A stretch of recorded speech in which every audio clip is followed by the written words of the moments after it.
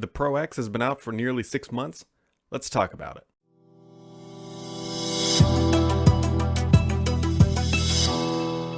It's a bit hard to believe that this guy right here, the Surface Pro X, has been on the market for, well, about a half a revolution around the sun.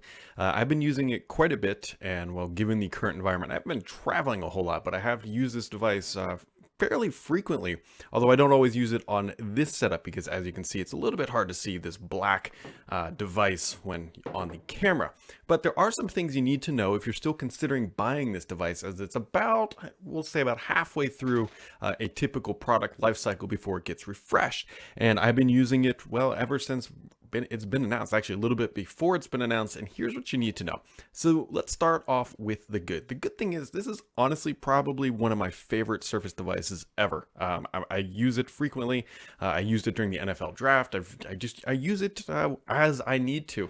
But the thing that's nice about this is, one, it is built incredibly well. That's not all that surprising for a Surface device, but it's got a nice modern form factor. It uses USB Type-C. It is instant on. It charges really, really quick. The battery life is honestly pretty great. It's actually so good that you don't think about it. Now, if you're going to be using it every day, definitely put it on the charger every night, but you realistically should not have an issue getting through an entire workday. Also, it comes in with Lte Connectivity out of the box. You don't have to wait a couple months for Microsoft to release that type of a version. It's got a Qualcomm processor, although they call it a SQ1. It's a customized version of Microsoft. It's a Qualcomm processor. That's all you need to know. It's running on ARM. It works really well. It comes, well, it does not come with a type cover, but it does. The type cover can come with a pen built in, and that pen is actually super convenient now because when you need it, you're no longer like searching through the bottom of your bag and all that good stuff. The screen is very bright, very responsive, and it's just a nice device to use for productivity related tasks and light web browsing and video watching and all that stuff. Now, what's kind of like not so good, we'll call this like the neutral ground, if you will. It's kind of Windows. And the reason why I say that is Windows on ARM, which is a sort of new version of Windows running on this device. It's not entirely brand new. Microsoft did have the Surface RT, and they've tried this many times before, but they're starting to get it right. And overall, Windows on here is fine. You're not going to have too many issues, but there are some notable exceptions. One, hibernation on this device just doesn't really work. It crashes. It's not good. When you're not using hibernation, which I do recommend turning that off or at least avoiding it as much as possible, the device instantly resumes. There's no other real major issues from a stability perspective other than hibernation.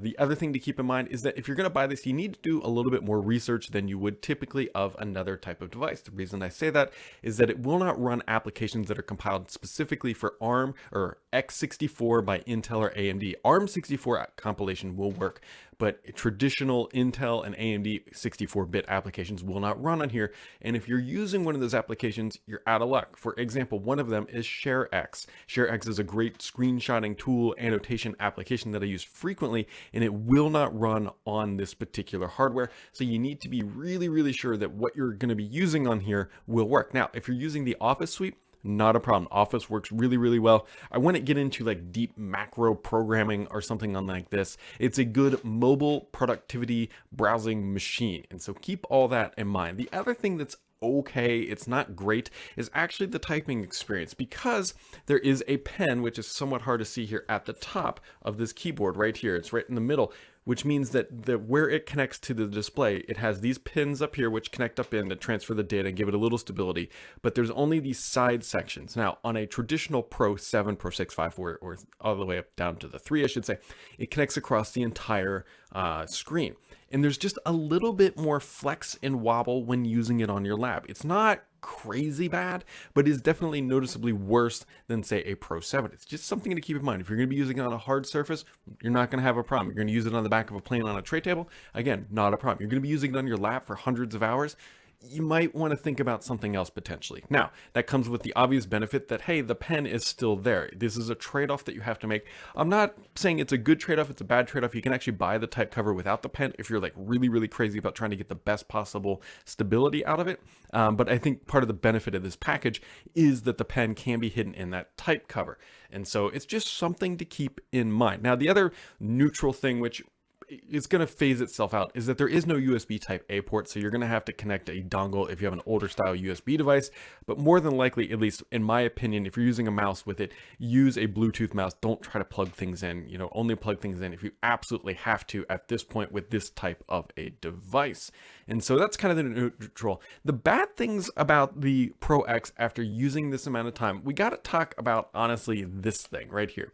So the starting price as of the time of this post, I want to make sure I pull it up and have it up here correctly, is around $899 with some sales going on. Now the problem is that Microsoft sells the base model or all models without this guy, which can cost up to $200 extra. So it honestly feels like a pretty big tax when you have to go out and buy this separately, because this device without the type cover, especially without the type cover with the pen included, is kind of useless. Windows 10 isn't really designed for a touch first input environment, say thing when compared to like the iPad OS. Now that's not always necessarily a bad thing, because I think this type of device should be used as a type cover and a trackpad, and it's fine. But what I'm getting at here is that if you buy this, you're gonna have to buy one of these. Why? Because you can't use your older generation type covers. They're not compatible with it.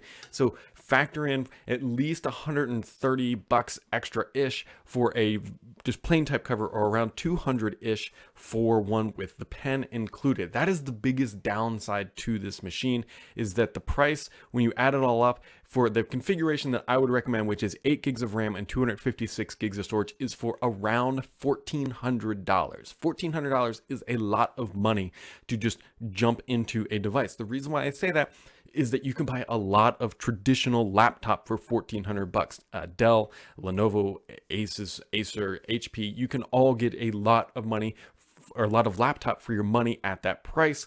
And let's be honest here, a laptop with a traditional either AMD or Intel chip is probably going to have a longer shelf life than something like this. If you were buying the Pro X, you should be buying it for a very specific reason or use case. And let me tell you, if your use case fits what the Pro X is, you will be very happy with the hardware. I really do like this machine. I'm not trying to be overly negative, but it is expensive for what you get. If you're going for a pure value purchase, this is not your hardware. If you're looking for something that is super modern, kind of pushing the leading edge of what Microsoft is doing, the Pro X is it. Now, I do think that this form factor will come to the traditional Surface Pro potentially as early as this year, and that might be candidly like the ultimate pro style device if you have something like this with like a Core i7 and 16 gigs of RAM.